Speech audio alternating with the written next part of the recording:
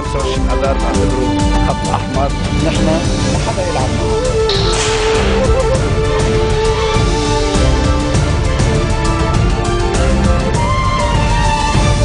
Good afternoon and thank you for joining us on FutureTV. I'm Linda Tamim and these are today's top stories. Maronite Patriarch Bashar al-Ra'i meets with a Hezbollah delegation in Kirkuk and says a presidential vacuum is unacceptable. 5 people are injured as a bomb is hurled at a public bus in Egypt's capital of Cairo. And Turkish Prime Minister Recep Tayyip Erdogan replaces nearly half his cabinet in a reshuffle prompted by a spiraling corruption scandal. A Hezbollah delegation has met with Maronite Patriarch Bashar al-Ra'i in Kirkuk on the occasion of Christmas. The delegation included Hezbollah Politburo Ghalib Abu Zainab and party official Haris Shahab, who is also a member of the bilateral committee of the resistance group. Ra'i also held a closed-door meeting with the delegation and says he hopes for a brighter future for the country. He also stressed that remarks concerning a possible presidential vacuum is an insult to the country and the post, and calls on lawmakers to assume the responsibilities. Hezbollah Deputy Secretary General Sheikh Naim Qassem has warned against the formation of a cabinet other than an all-embracing national political government, saying that all options are open. Speaking to Hezbollah's Al-Manar channel, Qassem lashed out at proposals to form a neutral or de facto cabinet, pointing out that these kinds of governments will spread chaos and complications. He noted that President Michel Sleiman and Prime Minister-designate Tamam Slam are responsible for offering the Lebanese people the best. The official says that the formation of a new cabinet is a matter that concerns all the Lebanese, not only the Prime Minister-designate and the President. He further rejected statements saying that the formation of a cabinet depends on the presidential elections. On the other hand, future bloc lawmakers reiterate their demand for the formation of a neutral government. They're accusing Hezbollah of causing the vacuum in Lebanon's state institutions by calling for a cabinet based on the 996 formula. Addressing local radio and TV stations, the MPs said President Michel Sleiman and Prime Minister-designate Tamam Slam should form a government made up of non-political figures. MP Atif Majdalani also says the party wants a non-political cabinet to limit the suffering of the Lebanese and stresses that President Michel Sleiman is committed to respecting the constitution. MP Ammar Houri also warns against vacuum, urging lawmakers to respect the constitution and form a government as soon as possible. The military prosecutor has charged several supporters of Salafist cleric Sheikh Ahmed al-Asir with belonging to a terrorist group and attempting to kill Lebanese soldiers. The national news agency says the other charges issued by Judge Sa'ir against the detainees were gun possession and involvement in terrorist attacks. Sa'ir referred the detainees, whose number was not revealed, to the first military examining magistrate. Last week, the army said that 5 suspects were arrested and handed over to the relevant authorities during the raids in the southern city of Sidon.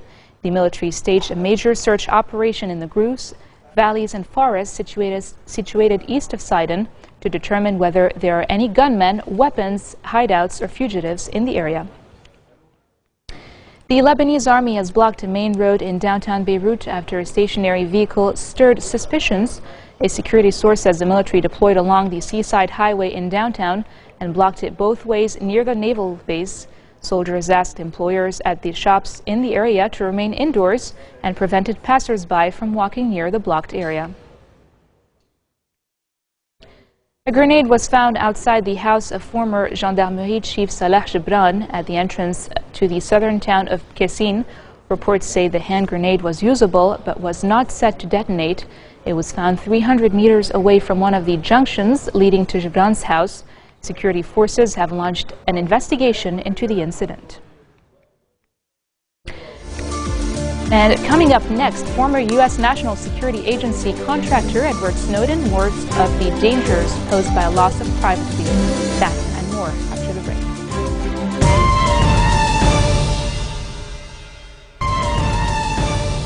Welcome back. 5 people are injured, 1 in a critical condition, when a bomb was hurled at a public bus in Egypt's capital, Cairo. The attack comes 2 days after 14 were killed in an attack on a police station in Nile Delta city of Mansoura. The Interior Ministry says the area hit by the explosion on Thursday was currently being investigated. A second remote detonation bomb was defused around the same area, while state-run television reports that a third bomb was also defused. Reports say the bus passengers who sustained injuries were transferred to a nearby hospital, according to the newspaper report. The blast also comes a day after the military-backed government designated the Muslim Brotherhood a terrorist group and froze all of its activities and charity groups. The Swiss expert who examined samples of Yasser Arafat's remains dismissed a political declaration, a statement by Russian researchers excluding radiation poisoning as the cause for the Palestinian leader's death. Vladimir Ridba, the head of Russia's Federal Medical Biological Agency, told a news conference in Moscow that Arafat died a natural death and not from radiation. Director of the Lausanne Radiophysics Institute, François Boschu, criticized the Russians for not releasing the report. Boschu was the co-author of a report released on November 7th that found high levels of polonium, up to 20 times the normal level. Turkish Prime Minister Recep Tayyip Erdogan has replaced nearly half his cabinet in a reshuffle prompted by spiraling corruption scandal. Erdogan announced on television that he had replaced 3 resigning ministers and his EU affairs minister, while reshuffling the justice, transport, family, sports and industry portfolios and one of his 4 deputy prime ministers' posts. The reshuffle was decided in a closed-door meeting with President Abdullah Gül, who had said since Tuesday that it was imminent. Economy Minister Zafer Kaglayan, Interior Minister Muammer Guler and Environment Minister Erdogan Bayraktar resigned earlier on Wednesday over a high level of corruption crackdown in which sons of the ministers and renowned businessmen were arrested. And now for news around the world in brief. The death toll from 2 weeks of floods and mudslides amid torrential rains in southern Brazil has risen to 32. The Civil Defense Department of Minas Gerais state says 17 people died there in floodwaters and mudslides. The department says about 4,000 people were forced to seek shelter in public buildings or in the homes of friends and relatives. A Thai police officer has been killed and dozens of people wounded in clashes between security forces and opposition protesters in the capital of Bangkok. On a day the Election Commission urged the government to postpone February polls. Emergency services say more than 60 people were injured during the running battle between anti-government protesters calling for government to resign and postponement of polls and the police. Prime Minister Shinzo Abe has visited a shrine honoring Japan's war dead, a move strongly condemned by China. Today's visit to the shrine, which honors 2.5 million war dead, including convicted class war criminals, appears to be a departure from Abe's pragmatic approach to foreign policy, in which he tried to avoid alienating neighboring countries.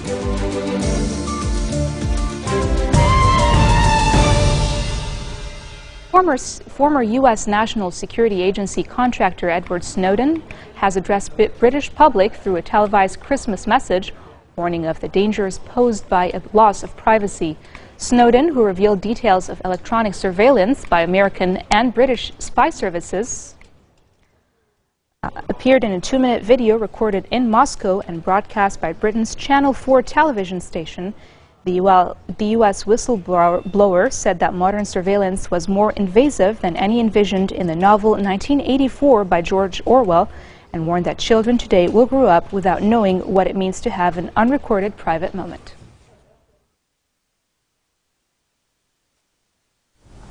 Hi, and Merry Christmas. I'm honored to have a chance to speak with you and your family this year. Recently, we learned that our governments, working in concert, have created a system of worldwide mass surveillance, watching everything we do. Great Britain's George Orwell warned us of the danger of this kind of information. The types of collection in the book, microphones and video cameras, TVs that watch us, are nothing compared to what we have available today. We have sensors in our pockets that track us everywhere we go. Think about what this means for the privacy of the average person. A child born today will grow up with no conception of privacy at all. They'll never know what it means to have a private moment to themselves, an unrecorded, unanalyzed thought. And that's a problem, because privacy matters. Privacy is what allows us to determine who we are and who we want to be. The conversation occurring today will determine the amount of trust we can place both in the technology that surrounds us and the government that regulates it. Together, we can find a better balance, end mass surveillance, and remind the government that if it really wants to know how we feel, asking is always cheaper than spying. For everyone out there listening, thank you and Merry Christmas. Disney delves into its own history in Saving Mr. Banks, a movie about the difficult birth of the classic film Mary Poppins, wrenched from a tale by a reluctant British author. Tom Hanks plays Walt Disney, who used all his sunny Californian charms to persuade writer P.L. Travers, played by Emma Thompson, to allow him to use the story. The film recounts the 2 weeks Travers spent in 1961 at Walt Disney Studios, where Walt battled to win her consent for his whimsical adaptation of her work. Winds in the east, mist coming in, like something is brewing, about to begin. Ladies and gentlemen, we are beginning our descent into Los Angeles. Welcome, this is P.L. Travers to the City of Angels. It smells like Jasmine. chlorine and sweat. Introducing the creator of our beloved Mary. Poppins. Never ever just Mary. Now, where is Mr. Disney? She's here. Well, Pamela Travers, you can't imagine how excited I am to finally meet you. Would you mind? My name is Mrs. Travers, Mr. Disney. Oh, Walt, now you gotta call me Walt. 20 years ago, I made a promise to my daughters that I would make your Mary Poppins fly off the pages of your books. I promised them, Pam. I know what he's going to do to her. She'll be cavorting and twinkling. It can't be the film unless you grant the rights. Damn. Now, let us begin. She has a lot of ideas. What kind of ideas? Constable's responsible. Now, how does that sound? No. Responsible is not a word. We made it up. Well, unmake it up. She won't approve Dick Van Dyke. No. The Banks' house doesn't look like that. No, it's all wrong. It's all wrong. Supercalifragilisticexpialidocious. Stop! Mary Poppins is not for sale. I won't have her turned into one of your silly cartoons. Says the woman who sent a flying nanny with a talking umbrella to save the children. You think Mary Poppins has come to save the children? Oh, dear. Mrs. Travers, what am I missing here? I'm wondering what I have to do to make you happy. You know, you've never been to Disneyland, and that's the happiest place on earth. No, please. Well, when does anybody get to go to Disneyland with Walt Disney himself? There he is. Where did she come from? Mary Poppins and the Bankses. They're family to me. Mary Poppins was a real person? So, it's not the children she comes to save. It's their father. It's your father. You don't know what she means to me. I won't disappoint you. I swear, every time a person walks into a movie house, they will rejoice. Don't you want to finish the story? The boys have come up with an idea. I think it's going to make you happy. You didn't bring me all the way here to tell me that. Oh, no, I had a wager. I couldn't get you on a ride. I just won $20. Marks the end of our bulletin for today. Now for a reminder of our headlines. Maronite Patriarch Sharadari meets with the Hezbollah delegation in Kitty and says a presidential vacuum is unacceptable. 5 people are injured as a bomb is hurled at a public bus in Egypt's capital of Cairo. Turkish Prime Minister Recep Tayyip Erdogan replaces nearly half his cabinet in a reshuffle prompting by a swirling corruption scandal. That's it from us here at Future Television. I'm Linda Tamim, and I'll be back tomorrow with more updates. Make sure you tune in.